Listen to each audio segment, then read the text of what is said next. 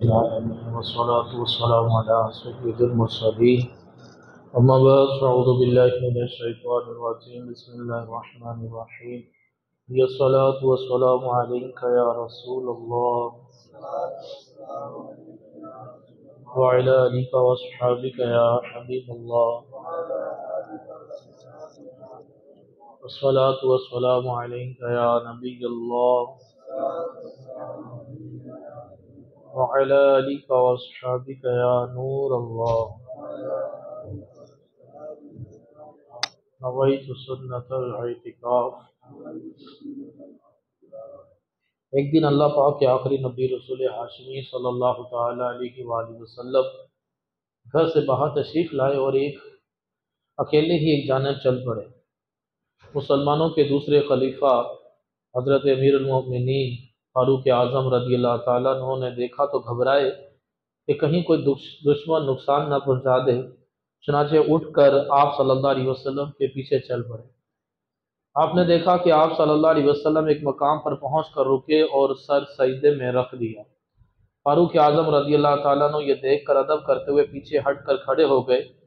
جب سرکار دو عالم نور مجسم صلی اللہ تعالیٰ علیہ وآلہ وسلم نے سجدے سے سر اٹھایا تو فرمایا کہ عمر، مجھے سجدے میں دیکھ کر تم ایک طرف کھڑے ہو گئے، تم نے بہت اچھا کیا۔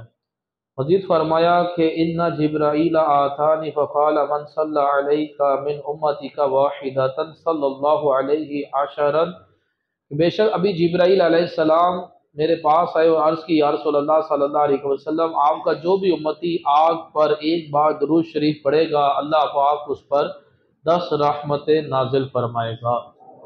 صلو علی الحبیب صلی اللہ تعالی علی محمد وصلی اللہ تعالی علیہ وآلہ وسلم۔ 1444 سن ہجری اختتام ہو گیا اور نیا سال کا آغاز ہے 1445 سن ہجری۔ محرم الحرام کی آج 2 تاریخ ہے۔ اسلام کا سب سے پہلا مہینہ محرم الحرام ہے، اسلامی سال کا۔ اسلامی سال کا آغاز محرم الحرام سے ہی کیوں ہوتا ہے؟ حالانکہ یہ جو مہینوں کی گنتی 12 ضرور ہے، لیکن ان 12 مہینوں کی ترتیب اللہ پاک نے نہیں دی، نہ ہی نبی پاک صلی اللہ تعالیٰ علیہ وسلم نے دی۔ یہ مہینے سال کا آغاز محرم الحرام سے کیوں شروع ہوتا ہے؟ تو فاروق اعظم رضی اللہ تعالیٰ عنہ کا دور خلافت تھا، اور یہ میں آپ کو ایک حدیث سنا دوں مسلم کی۔ حضور نے فرمایا کہ جو اسلام میں ایک اچھی چیز رائج کرے، نئی چیز کا اضافہ کرے اور اس سے مسلمانوں کو اور اسلام کو فائدہ پہنچتا ہو، تو فرمایا کہ اس نئی چیز کو ایجاد کرنے والے کو اس کا ثواب ملے گا۔ تو اب یہ ایک اسلام کے اندر ایک نئی چیز ہے کہ مہینوں کو ایک ترتیب دی گئی۔ فاروق اعظم رضی اللہ تعالیٰ عنہ کا دور خلافت تھا، تو حضرت علی رضی اللہ تعالیٰ عنہ اور دیگر صحابہ کرام سے مشورہ ہوا کہ اسلامی سال جو ہے اس کا پہلا مہینہ کون سا، اس مہینے کی ترتیب کیا ہونی چاہیے؟ تو بعضوں نے کہا کہ ربیع الاول ہو، تو حضرت علی رضی اللہ تعالیٰ عنہ نے مشورہ دیا کہ ذوالحجہ میں لوگ حج سے فارغ ہوتے ہیں، اور محرم الحرام کی ایک بڑی فضیلت ہے کہ بے شمار واقعات جو ہیں وہ محرم الحرام میں ہوئے، بڑے عظیم واقعات جو ہیں وہ محرم الحرام میں رونما ہوئے۔ آدم علیہ السلام محرم الحرام میں پیدا ہوئے، محرم الحرام میں ہی آپ کو زمین پر اتارا گیا۔ آدم علیہ السلام پر جو آگ گلے گلزار ہوئی ابراہیم علیہ السلام پر، وہ بھی محرم الحرام میں ہوئی، اور یوسف علیہ السلام کو جو قید سے رہائی ملی اور کنویں سے نکالے گئے، وہ بھی محرم الحرام میں یہ واقعہ پیش آیا۔ اور موسیٰ علیہ السلام کی قوم کو جو دریا سے راستہ ملا تھا وہ بھی محرم الحرام میں ہوا تھا، اور عیسیٰ علیہ السلام جو آسمان پر اٹھائے گئے وہ بھی محرم الحرام میں ہوئے، اور یونس علیہ السلام جب مچھلی سے نکالے گئے وہ بھی محرم الحرام میں، اور یہ عرش و کرسی، یہ زمین و آسمان بھی محرم الحرام میں بنائے گئے، اور بارش کا پہلا قطرہ جو زمین پر برسا تھا وہ بھی محرم الحرام میں ہی برسا تھا۔ تو بے شمار واقعات جو ہیں یہ محرم الحرام میں ہوئے، تو سال کا پہلا مہینہ بھی محرم الحرام ہونا چاہیے۔ تو حضرت علی رضی اللہ تعالیٰ عنہ کے مشورے پر محرم الحرام اسلامی سال کا پہلا مہینہ قرار دیا گیا، اور یہ فاروق اعظم رضی اللہ تعالیٰ عنہ کے دور خلافت میں ہوا۔ دوسرا مہینہ صفر المظفر، تیسرا مہینہ ربیع الاول، چوتھا مہینہ جمادی الثانی، پھر جمادی الاول، جمادی الثانی، رجب، شعبان، رمضان، شوال، ذی قعدہ، ذوالحجہ، یہ ترتیب مہینوں کی دی گئی۔ فاروق اعظم رضی اللہ تعالیٰ عنہ کے زمانے میں۔ تو محرم الحرام ایک اللہ پاک نے فرمایا کہ 4 مہینے جو ہیں وہ 12 مہینوں میں 4 مہینے بڑی فضیلت والے ہیں، حرمت والے ہیں، احترام والے ہیں۔ عند اللہ 12 فرمایا مہینوں کی گنتی 12 ہے، 4 حرم، لیکن 4 مہینے جو ہیں وہ حرمت والے ہیں۔ وہ 4 مہینے حرمت والے کون سے ہیں؟ فرمایا رجب المرجب کا مہینہ حرمت والا مہینہ ہے، اور ذی کا مہینہ، ذوالحجہ کا مہینہ، اور محرم الحرام کا مہینہ۔ یعنی کہ ان مہینوں کا احترام کیا جائے گا۔ احترام یہ ہے کہ خصوصیت کے ساتھ عبادت کا اہتمام کیا جائے گا، اور خصوصیت کے ساتھ ان مہینوں میں اللہ پاک کی نافرمانی جو ہے وہ نہیں کی جائے گی۔ نبی پاک صلی اللہ تعالیٰ علیہ وسلم نے ارشاد فرمایا کہ رمضان کے بعد سب سے افضل محرم الحرام میں روزے رکھنا ہے۔ محرم الحرام کے روزے رکھنا رمضان کے بعد سب سے افضل روزے ہیں۔ فرمایا اس کے ہر دن کا روزہ جو ہے وہ 1 مہینے کے روزوں کے برابر ہے، یعنی کہ ایک روزہ رکھا ایسا ہے کہ اس نے 1 مہینے کے روزے رکھے۔ اور پھر فرمایا کہ عاشورہ کا روزہ یعنی کہ 10 محرم الحرام کا روزہ 1 سال کے گناہوں کو مٹا دیتا ہے۔ صحابی کہتے ہیں حضور صلی اللہ علیہ وسلم 10 محرم کا روزہ خود بھی رکھتے تھے، اور اس کا روزہ رکھنے کا حکم بھی ارشاد فرماتے تھے۔ لیکن دیکھیں عبادت میں بھی فرمایا کہ عیسائیوں اور یہودیوں کے ساتھ مشابہت نہیں ہونی چاہیے۔ دیگر روزمرہ معاملات میں تو ہمیں ان کے طریقہ کار کے مطابق نہیں چلنا چاہیے، لیکن خاص کر عبادت میں بھی دیکھیں اسلام اس چیز کو پسند نہیں کرتا کہ ہماری کوئی عبادت عیسائیوں اور یہودیوں سے مشابہت اختیار کر جائے۔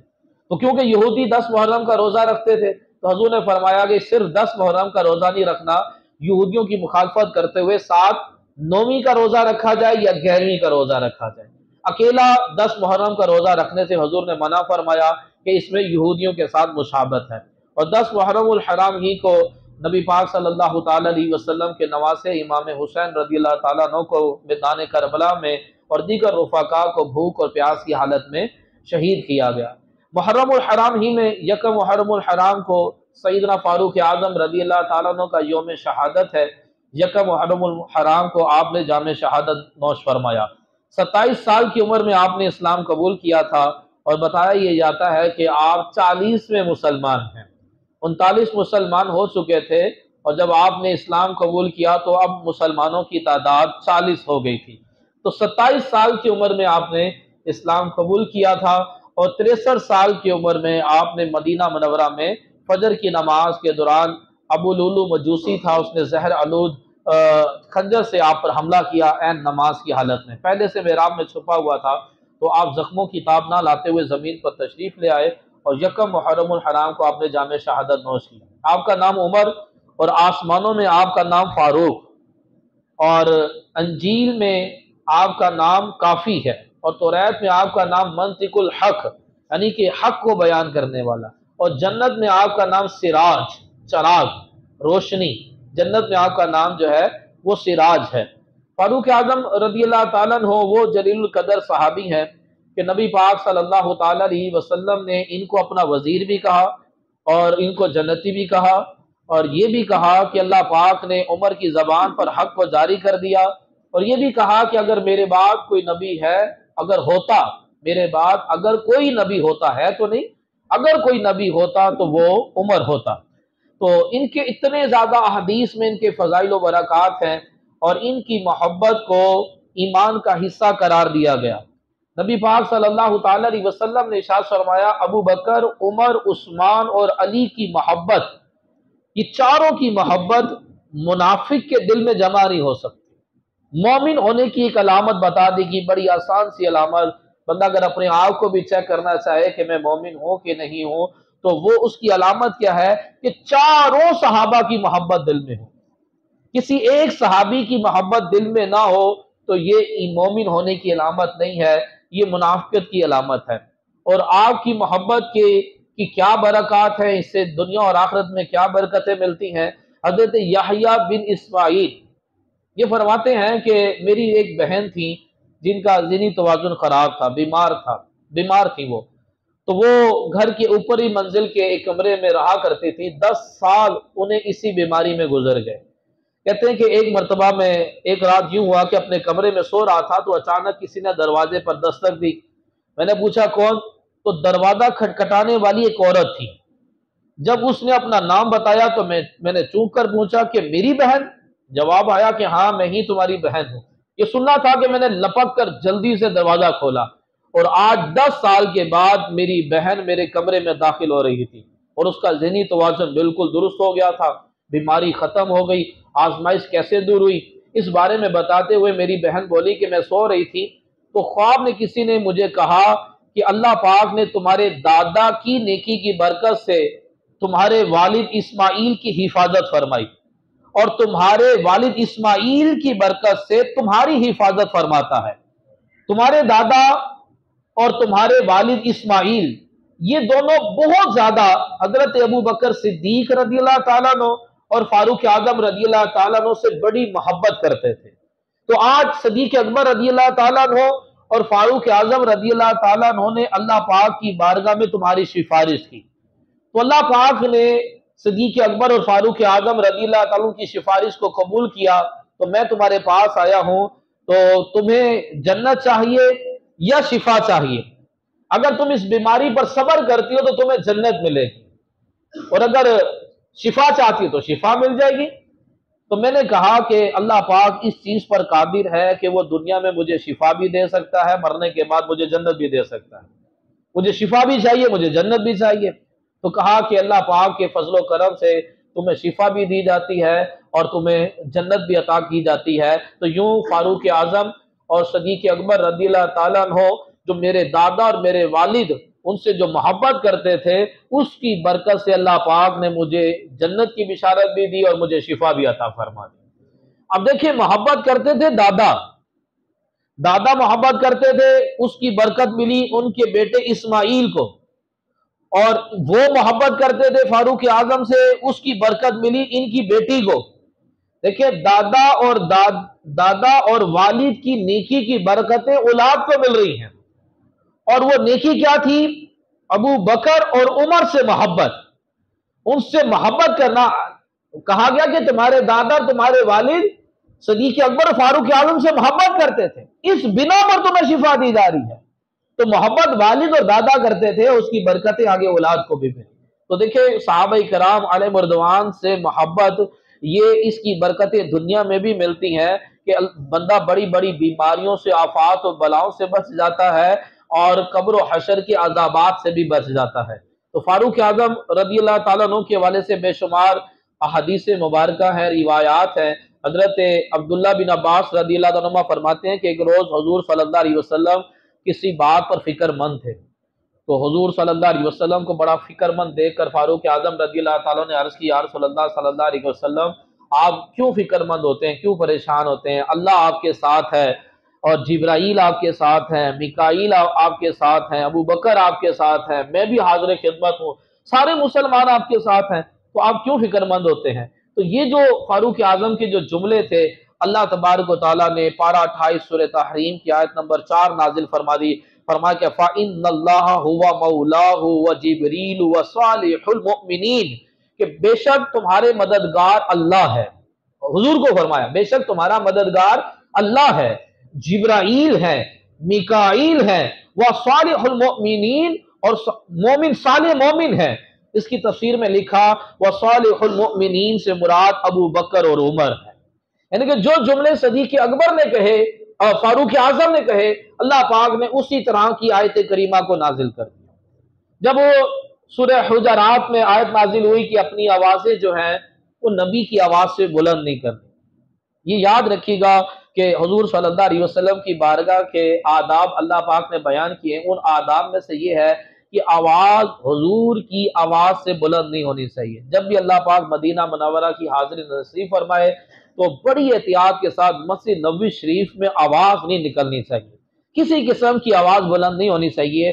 یہاں تک بھی علماء کرام نے کہا کہ نعرہ تکبیر، نعرہ رسالت، یہ اونچی اونچی آواز سے نعرے بھی وہاں لگانے کی اجازت نہیں ہے، کہ آواز حضور کی آواز سے بلند نہیں ہونی چاہیے۔ تو جب یہ آیت کریمہ نازل ہوئی تو صدیق اکبر رضی اللہ تعالیٰ عنہ اور فاروق اعظم رضی اللہ تعالیٰ عنہ بہت ہی آہستہ، دھیمی آواز میں مسجد نبوی شریف میں گفتگو کیا کرتے تھے، بات کیا کرتے تھے۔ تو اللہ تبارک و تعالیٰ نے آیت کریمہ نازل کی، فرمایا کہ ان الذین یغضون اصواتهم عند رسول اللہ اولئک الذین امتحن اللہ قلوبهم للتقوی لهم مغفرات واجر عظیم۔ فرمایا بے شک وہ لوگ جو اللہ کے رسول کے پاس اپنی آوازیں نیچی رکھتے ہیں، یہی وہ لوگ ہیں جن کے دلوں کو اللہ نے پرہیزگاری کے لیے پرکھ لیا، ان کے لیے بخشش اور بڑا ثواب ہے۔ اس کی تفسیر میں لکھا ہے کہ یہ آیت کریمہ صدیق اکبر اور فاروق اعظم رضی اللہ تعالیٰ عنہ کے حق میں نازل ہوئی، اور یہ آیت واضح طور پر کہہ رہی ہے کہ لَهُم مغفرۃ، ان کے لیے بخشش بھی ہے، وَأَجْرٌ عَظِيمٌ، اور انہیں اجر عظیم بھی ہے۔ اس آیت سے ثابت ہو رہا ہے کہ صدیق اکبر اور فاروق اعظم رضی اللہ تعالیٰ عنہما قطعی جنتی ہیں۔ حضور نے تو ان کو جنت کا مجدہ سنایا ہی سنایا، اللہ پاک نے بھی آیت کریمہ نازل کر ان کو جنتی قرار دیا کہ یہ جو اپنی آوازیں بالکل کم رکھتے ہیں، اللہ تعالیٰ نے پرکھ لیا کہ ان کے دل میں بڑا تقویٰ ہے، پرہیزگاری ہے، اور ان کے لیے مغفرت بھی ہے، اور ان کے لیے بڑا اجر عظیم بھی ہے۔ تو وہ 10 جن کو جنت کا مجدہ ملا، اس مبارک جماعت پر لاکھوں سلام۔ حضرت علی رضی اللہ تعالیٰ عنہ کی فاروق اعظم رضی اللہ تعالیٰ عنہ سے محبت کیسی تھی؟ حضرت علی رضی اللہ تعالیٰ عنہ سے پوچھا گیا آپ کی تمنا کیا ہے، آپ کی خواہش کیا ہے؟ آپ فرماتے ہیں کہ میری تمنا، میری خواہش یہ ہے کہ میدان معاشر میں اللہ پاک کے پاس نامہ اعمال وہ لے کر جاؤں جو عمر کا نامہ اعمال ہے، ایسا نامہ اعمال ہو میرے پاس جیسا نامہ اعمال عمر کے پاس ہے۔ حضرت علی رضی اللہ تعالیٰ عنہ خود بڑے مقام و مرتبے والے ہیں۔ حضرت علی رضی اللہ تعالیٰ عنہ فاطمہ کے شوہر ہیں، حسن حسین کے والد ہیں، حضور کے داماد ہیں، خود بڑے مقام و مرتبے والے اور بڑے متقی پرہیزگار ہیں، جن کو حضور نے فرمایا جس کا میں مولا اس کا علی مولا۔ وہ مولا علی کہہ رہے ہیں کہ میری یہ خواہش ہے کہ میرے پاس ایسا نامہ اعمال ہو جیسا عمر والا نامہ اعمال ہے۔ کہ حضرت علی کی فاروق اعظم رضی اللہ تعالیٰ سے محبت دیکھیں کیسی۔ امام حسین رضی اللہ تعالیٰ عنہ کی زندگی کے صرف 3 دن بیان کیے جاتے ہیں، جو کربلا میں آپ نے 3 دن گزارے صرف وہی بیان کیے جاتے ہیں۔ اور کربلا میں جب آپ شہید ہوئے تھے تو آپ کی عمر 55 سال تھی۔ جو 55 سال آپ کے مدینہ منورہ میں گزرے ہیں وہ کیوں نہیں بیان کیے جاتے؟ وہ 55 سال جو آپ کے مدینے میں گزرے ہیں، وہ کبھی امام حسین امام حسن صدیق اکبر کی گود میں نظر آتے ہیں، تو کبھی ابو ہریرہ رضی اللہ تعالیٰ عنہ اپنی چادر سے ان کے قدم صاف کر رہے ہوتے ہیں، تو کبھی کوئی صحابی ان کو اپنے کندھوں پہ بٹھا کر انہیں سواری کروا رہا ہوتا ہے، تو کبھی جو ہے بلال حبشی رضی اللہ تعالیٰ عنہ دونوں شہزادوں کی فرمائش پر آذان دے رہے ہوتے ہیں، تو کبھی یہ دونوں شہزادے عثمان غنی رضی اللہ تعالیٰ عنہ کی حفاظت کے لیے ننگی تلوار پکڑ کر ان کے دروازے کے باہر کھڑے ہو جاتے ہیں، تو کبھی فاروق اعظم رضی اللہ تعالیٰ عنہ سے محبت کا اظہار کر رہے ہوتے ہیں۔ یہ 55 سال مدینہ منورہ کے وہ نہیں بیان کی جاتے کیونکہ اس کے اندر صحابہ کرام کی محبتیں اور عقیدتیں جو شامل ہیں، اس لیے وہ بیان نہیں کیے جاتے۔ فاروق اعظم رضی اللہ تعالیٰ عنہ کو امام حسن امام حسین سے کیسی محبت تھی؟ ایک مرتبہ فاروق اعظم رضی اللہ تعالیٰ نے امام حسن سے کہا کہ آپ ہمارے گھر میں بھی تشریف لائے، تو انہوں نے بتایا کہ میں فلاں وقت میں آپ کے گھر آؤں گا۔ تو امام حسن وقت مقررہ پر فاروق اعظم کے گھر آئے تو دیکھا کہ دروازے پر آپ کے بیٹے حضرت عبداللہ رضی اللہ تعالیٰ عنہ آپ کا انتظار کر رہے ہیں، کیونکہ اندر آپ کی اور حضرت امیر معاویہ رضی اللہ تعالیٰ کی میٹنگ چل رہی تھی۔ تو امام حسن واپس پلٹ گئے کہ جب بیٹا باہر کھڑا ہے تو میں کیوں اندر جاؤں، بیٹا بھی انتظار میں ہے، تو آپ واپس چلے گئے۔ آپ کے بیٹے عبداللہ نے بتایا کہ اس طرح امام حسن آئے تھے، واپس پلٹ گئے۔ فاروق اعظم رضی اللہ تعالیٰ عنہ فوراً امام حسن کے پاس پہنچے، کہا کہ آپ آئے تھے تو اندر کیوں نہیں تشریف لائے؟ امام حسن نے کہا کیونکہ آپ کا بیٹا دروازے پر کھڑا تھا تو میں کیسے اندر آ جاتا؟ تو فاروق اعظم رضی اللہ تعالیٰ عنہ نے کہا کہ وہ بیٹا ہے، اس کا میرے پر حق ہے، میرا اس پر حق ہے، میں چاہے اس کو اجازت دوں یا نہ دوں، لیکن آپ تو ہمارے سردار ہیں، آپ کو اجازت کی ضرورت نہیں ہے، آپ کو اندر آ جانا چاہیے کہ آپ ہمارے سردار ہیں۔ پھر فاروق اعظم رضی اللہ تعالیٰ نے اپنا امامہ اتار دیا، امامہ اتار کر کہا کہ اے میرے سردار، ہمارے سر پر جو بال اگے ہوئے ہیں وہ بھی آپ کی برکت سے ہیں، وہ بھی آپ کے صدقے سے ہیں۔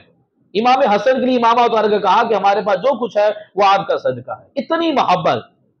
ایک مرتبہ یمن سے کچھ کپڑے آئے، آپ نے مدینے کے غرباء میں تقسیم کر دیے، انہوں نے سلوا کر فاروق اعظم کے پاس سامنے آئے کہ بھی آپ کے بڑا شکریہ کہ آپ نے ہمیں کپڑے دیا، ہم نے قیمتی لباس پہنا ہوا ہے۔ اتنے میں آپ کی نظر پڑی امام حسین امام حسن نے وہ ویسا لباس نہیں پہنا ہوا تھا، ایک سادہ سا پہنا ہوا تھا، تو آپ ناراض ہوئے کہ جب شہزادوں نے یہ لباس نہیں پہنا ہوا تو مجھے تمہارا یہ لباس پہننے کی کوئی خوشی نہیں ہے۔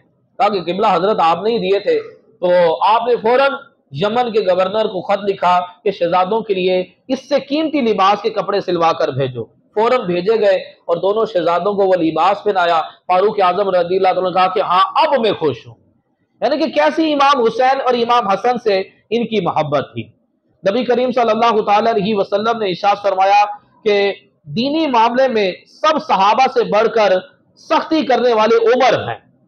اور ایک روایت میں ہے نبی پاک صلی اللہ علیہ وسلم نے ارشاد فرمایا کہ اللہ پاک کے احکام کے معاملے میں میرا سب سے پختہ امتی عمر ہے۔ اللہ پاک کے احکام کے معاملے میں سب سے پختہ، یعنی کہ فاروق اعظم رضی اللہ تعالیٰ عنہ کو کہا جاتا ہے لوہے کا سینگ والا۔ یہ انجیل کے اندر لکھا ہوا ہے کہ عمر لوہے کا سینگ والا۔ تو فاروق اعظم نے کہا کہ اس کا کیا مطلب ہے؟ تو اس عیسائی پادری نے کہا کہ اس کا مطلب یہ ہے کہ آپ اللہ پاک کے احکام کو نافذ کرنے میں بڑے سخت ہیں۔ اللہ پاک کے احکام کو نافذ کرنے میں بڑے سخت ہیں۔ فاروق اعظم رضی اللہ تعالیٰ عنہ فرماتے ہیں کہ مجھے 4 چیزوں میں بڑا مزہ آتا ہے۔ 4 چیزیں میری پسندیدہ ہیں، 4 چیزوں میں مجھے بڑا مزہ آتا ہے۔ نمبر 1، اللہ پاک کے فرائض کو ادا کرنے۔ جو فرائض ہیں، نمازیں ہیں، روزہ ہے، حج، زکات، جو بھی فرائض ہیں، ان فرائض کو ادا کرنے میں مجھے بڑا مزہ آتا ہے۔ نمبر 2، اللہ پاک کی حرام کردہ چیزوں سے بچنے میں بڑا مزہ آتا ہے۔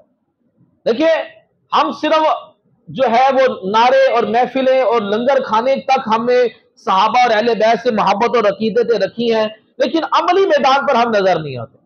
کیا ہمیں فرائض ادا کرنے میں مزہ آتا ہے؟ کیا فرائض کے معاملے میں ہم اپنی ذات پر سختی کرتے ہیں فرائض کو ادا کرنے میں؟ فاروق اعظم رضی اللہ تعالیٰ عنہ شاہ فرماتے ہیں کہ نماز کے بغیر انسان کسی کام کا نہیں ہے۔ تو کیا نماز کی پابندی کرنے میں ہم اپنی ذات پر سختی کرتے ہیں؟ حرام سے بچنے میں کرتے ہیں؟ ہم تو بس معلومات لینی نہیں، طرح طرح کی ایپس آئی ہوئی ہیں، پروفٹ دینے والی ایپس بھی ہیں، لون دینے والی بھی ایپس بھی ہیں، اور ہم نے کسی سے پوچھنا نہیں ہے، لون لے لینا بس۔ اور ایسی سی گیم ہے جس میں بھی پروفٹ کا لالچ دیا جاتا ہے، ہم نے وہ ایپ ڈاؤن لوڈ کر لینی ہے، گیم ڈاؤن لوڈ کر لینی ہے، گیم میں کھیلنا بھی شروع کر دینا۔ ہم نے نہیں دیکھنا کہ آیا کیا یہ حلال ہے کہ حرام ہے۔ مفتیان کرام فرماتے ہیں کوئی ایپ ایسی نہیں ہے کہ جس میں لون حلال طریقے سے دیا جا رہا ہو، ساری کی ساری حرام سودی ہیں، بعض تو اکثر تو فراڈ ہے۔ 40 سے زائد لون دینے والی ایپ، بر وقت ایپ کہتے ہیں جی ہم سے لون لیں، منتوں پر آئے ہوئے ہم سے لون لے لیں، اس میں سے 40 سے زیادہ تو ایپ ساری فراڈ ہے، اور جو ہے بھی وہ سب کی سب غیر شرعی ہیں، بغیر سود کے آپ کو چھوڑیں گے نہیں وہ لوگ۔ اتنا ہماری آج کے دور میں کوئی آتا اتنا سخی نہیں ہے کہ آپ کو بڑے آرام سے کہا جی مجھ سے قرضہ لے لو، قرضہ لے لو، قرضہ لے لو، اور میں کسی قسم کا سود نہیں لوں گا۔ ایسا مسلمان کہاں سے ڈھونڈ کے لائیں؟ اتنے سخی کہاں سے آ گئے جو لون دے اور کسی قسم کا سود نہ لے، اور خود کہہ رہے ہم سے لون لے لو۔ کسی قسم کی جو بھی آپ کو ادارہ اگر لون دے رہا ہے اس میں کہتا ہے جی یہ تو صرف فارم فل کرنے کی ہم چارجز لے رہے ہیں 200 روپے، بھائی اس کی بھی اجازت نہیں ہے۔ اگر آپ نے قرض دینا ہے تو کسی قسم کے چارجز نہ لیں۔ اگر کہتے ہیں جی یہ تو ہمارے سروس چارجز ہیں، یہ تو صرف فارم فل کرنے کے چارجز ہیں، وہ سب کا سب سود میں آئے گا۔ بغیر کسی چارجز کے اگر کوئی لون دیتا ہے تو لے لے، ورنہ تو کسی سے لون لینے کی اجازت نہیں ہے، سب کے سب سودی معاملہ ہے۔ تو حرام سے بچنا چاہیے۔ فاروق اعظم فرماتے ہیں کہ ایک تو مجھے اللہ پاک کے فرائض ادا کرنے میں بڑا مزہ آتا ہے، دوسرا اللہ پاک کی حرام کردہ چیزوں سے بچنے میں بڑا مزہ آتا ہے، دوسرا نیکی کی دعوت دینے میں، اسلام کی خدمت کرنے میں، اسلام کی تبلیغ کرنے میں بڑا مزہ آتا ہے، چوتھا اللہ پاک کے ڈر سے برائی سے روکنے میں بڑا مزہ آتا ہے۔ تو کیا ہم اسلام کی تبلیغ کرنے میں ہمیں مزہ آتا ہے؟ تبلیغ کرتے ہیں؟ ہم نہیں کرتے۔ کیا ہم لوگوں کو برائی سے منع کرتے ہیں؟ ہم نہیں منع کرتے۔ برائی سے منع کرنا چاہیے۔ تو یہ فاروق اعظم رضی اللہ تعالیٰ عنہ کی پسندیدہ 4 عبادات ہیں، تو ہمیں بھی اس کو اپنانا چاہیے کہ ہم نیکی کی دعوت دیں اور برائی سے منع کریں اور اسلام کو پھیلائیں۔ فاروق اعظم رضی اللہ تعالیٰ عنہ کی قرآن سے کیسی محبت تھی، بارہا قرآن پڑھتے ہوئے آپ کی ہچکیاں بن جاتی تھی، اور بسا کا کہیں کسی آیت میں کوئی جہنم کا تذکرہ آ جاتا تھا تو آپ کی سانس اکھڑنا شروع ہو جاتی تھی۔ ہم کہیں گے یار کوئی لطیفہ سناؤ، کوئی سٹوری سناؤ، کوئی کہانی سناؤ، کوئی کرکٹ کی بات بتاؤ، کوئی سیاست کی بتاؤ، کیا چل رہا ہے یار۔ لیکن فاروق اعظم رضی اللہ تعالیٰ عنہ کعب الاحبار سے کہتے تو مجھے کوئی ڈرنے والی بات بتاؤ، کوئی جہنم کی بات بتاؤ۔ تو فاروق اعظم رضی اللہ تعالیٰ عنہ جہنم کی باتیں سنتے تھے، ڈرنے والی باتیں سنتے تھے، ایسی باتیں ہم تو ایسے نہیں سنتے۔ ایسی باتیں سننی چاہیے، اس سے دل نرم پڑتا ہے، بندے کا دل نیکیوں کی طرف مائل ہوتا ہے، بندہ قبر و حشر کی تیاری کی طرف منتقل ہوتا ہے۔ نہیں جی ہمیں تو دوڑے سلوڑے سناؤ، ہم تو کرامتیں اور معجزے سنا دو۔ ایسے مولوی کی تقریریں پسند ہے جس میں چکنی چپڑی باتیں ہوتی ہیں، جس میں لطیفے بھی ہوں، ہنسانے والی باتیں بھی ہوں، اور اس مولوی پر پیسوں کی بچھاڑ بھی ہو رہی ہوتی ہے، اس کو لفافہ بھی بڑا وزنی دیا جاتا ہے۔ اور جو مولوی ایسا خطیب جو صرف جہنم کی باتیں اور ڈرانے کی باتیں اور فرائض و واجبات پر عمل کرنے کی بات کرے، اس کے اوپر نہ کوئی پیسے لٹائے گا، نہ اس کو کوئی تقریر کے لیے بلاتا ہے، نہ کوئی سننے کے لیے تیار ہوتا ہے۔ فاروق اعظم رضی اللہ تعالیٰ عنہ ڈرنے والی باتیں کہا کرتے تھے، کابل اخبار کو کہتے تھے کہ آپ مجھے جہنم کی باتیں، ڈرنے والی باتیں بتاؤ۔ اور آپ کی ایک اور خاص بڑی خصوصیت تھی، فرماتے تھے کہ جو مجھے میرا عیب بتائے گا وہ میرا دوست تھا۔ آپ بڑی خوشی سے اپنی برائی آپ کے اندر ہوتی نہیں تھی، آپ اچھی بات کو قبول کرتے تھے۔ اور ایک مرتبہ آپ نے کہا کہ بھئی حق مہر کی اتنی رقم ہوگی، بس ایک خاتون کھڑی ہو گئی اور کہا کہ جب حق مہر کی رقم حضور صلی اللہ علیہ وسلم نے مقرر نہیں کی تو آپ کون ہوتے مقرر کرنے والے؟ بڑے مجمع کے اندر، اور آپ امیر المومنین ہیں۔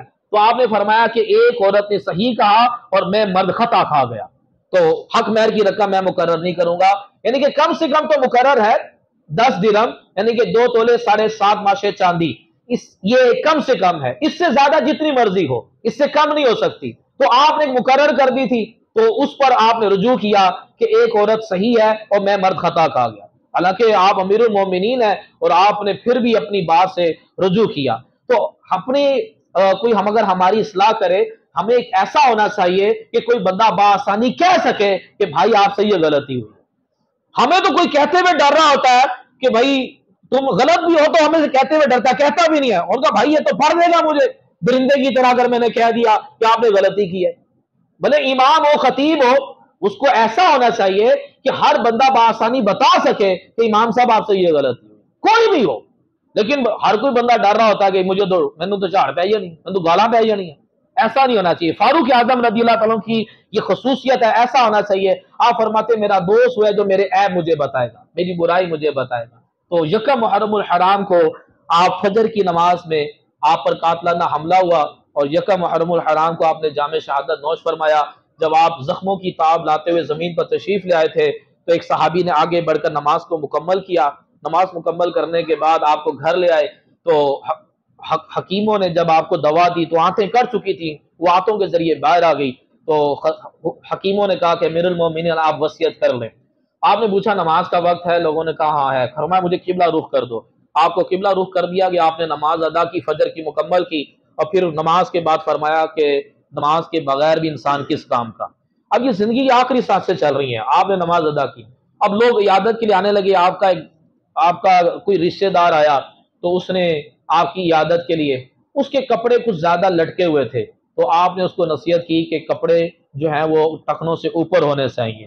یعنی کہ اس وقت بھی آپ نیکی کی دعوت دے رہے ہیں، حضور کی سنت بیان کر رہے ہیں، مرتے وقت بھی آپ کا وہی معاملہ چل رہا ہے، نیکی کی دعوت دینا اور نماز کا خیال ہے۔ کہ کاش ہمارا بھی ایسا ہو جائے۔ اور آپ نے اپنی زندگی کی 10 سال آپ نے حکومت کی، 1000 شہر فتح کی، 1000 آدھی دنیا آپ نے فتح کی تھی، 22 لاکھ مربع میل، آپ آدھی دنیا کے مالک تھے۔ لیکن جب آپ کا انتقال ہوا تو آپ کے اوپر قرضہ تھا، کوئی پراپرٹی نہیں، کوئی جائیداد نہیں، کوئی بینک بیلنس نہیں، اتنا بڑا بادشاہ ہونے کے باوجود آپ کے پاس پیسے، آپ کے پر قرضہ تھا، کوئی پیچھے پیسے نہیں بچے ہوئے تھے۔ ایسے نہیں پوری دنیا فتح ہو گئی۔ اور فاروق اعظم رضی اللہ تعالیٰ عنہ کا حالانکہ دیگر چھٹیاں کی جاتی ہیں، فاروق اعظم کی یوم شہادت پر بھی چھٹی ہونی چاہیے، ان پر ایک سیرت ہونی چاہیے، سیرت کانفرنس ہونی چاہیے، لیکن کبھی بھی نہیں کریں گے کیونکہ ہم ان کی طرح کے حکمران تو بننا نہیں ہے، ہم نے تو کرپشن کرنی ہے۔ ایک مرتبہ کیا ہوا، فاروق اعظم آپ کو پتا ہے کہ رات کو آپ منہ چھپا کر گلیوں میں گشت کیا کرتے تھے۔ ایک بوڑھی عورت بیوہ تھی، تو آپ نے پوچھا کہ اماں کیوں جاگ رہی ہو؟ کہا کہ بیوہ ہوں، نہ کوئی میرا شوہر ہے، نہ کوئی میری اولاد ہے، نہ کوئی میرا جاننے والا ہے، 3 دن سے کچھ کھایا نہیں ہے، اور عمر کو میری کوئی فکر ہی نہیں ہے۔ انہوں نے کہا جی، وہ حضرت عمر کہنے لگے تو عمر کو کیا پتا کہ آپ بھوکی ہو؟ تو کہنے لگی اگر عمر کو غریبوں کا نہیں پتا تو اس کو حکومت چھوڑ دینی چاہیے، ایسے کو حاکم بنانا چاہیے جس کو غریبوں کی خبر گیری کر سکے۔ آپ فوراً گئے، آپ نے اپنے گھر سے پکا پکایا کھانا لائے اور راشن 2 مہینے کا لے کر آئے اور اماں کو کھلایا اور راشن بھی دیا، تو کہنے لگے کہ اماں اب تو آپ عمر کو معاف کر دو، تو میری خاطر عمر کو معاف کر دو۔ منہ چھپایا ہوا تھا، تو کہنے لگی نہ، میں تو عمر کو نہیں معاف کروں گی، جب میں مروں گی، جب میں قبر میں جاؤں گی، حضور تشریف لائیں گے تو میں حضور کو شکایت کروں گی کہ یا رسول اللہ عمر کی جو آپ نے ڈیوٹی لگائی ہے عمر ڈیوٹی صحیح نہیں دے رہا۔ تو آپ کہتے آپ کے ساتھ جو غلام تھا وہ غلام کہنے لگا کہ فاروق اعظم ایسے روئے کہ بچہ بھی کیا بلک بلک کے روتا ہوگا، اتنا روئے آپ وہاں پر۔ یعنی کہ حاکم وہ ہونا چاہیے جس کو غریبوں کی خبر گیری رکھتا ہو، ورنہ اس کو حکومت چھوڑ دینی چاہیے جو غریبوں کی خبر گیری نہیں رکھ سکتا۔ ایسے تھے فاروق اعظم رضی اللہ تعالیٰ عنہ، خود کندھے پر راشن اٹھا کر غریبوں کے گھر پہنچاتے تھے، پکا پکایا کھانا بھی کھلاتے تھے، اس کے باوجود ڈرتے تھے، جن کو پتا ہے کہ جنتی ہیں، حضور نے ان کو جنتی قرار دیا، رب نے ان کو لاہم مغفراتن کہ یہ عمر جنتی ہے، رب کہہ رہا ہے، لیکن پھر بھی اس اماں کی بات پر ایسا روئے کہ بچہ بھی کیا بلک بلک کے رویا ہوا۔ خوف خدا، اللہ تبارک و تعالیٰ کی ان پر رحمت ہو، اللہ تعالیٰ ان کے صدقے ہمیں بھی عمل کی توفیق عطا فرمائے۔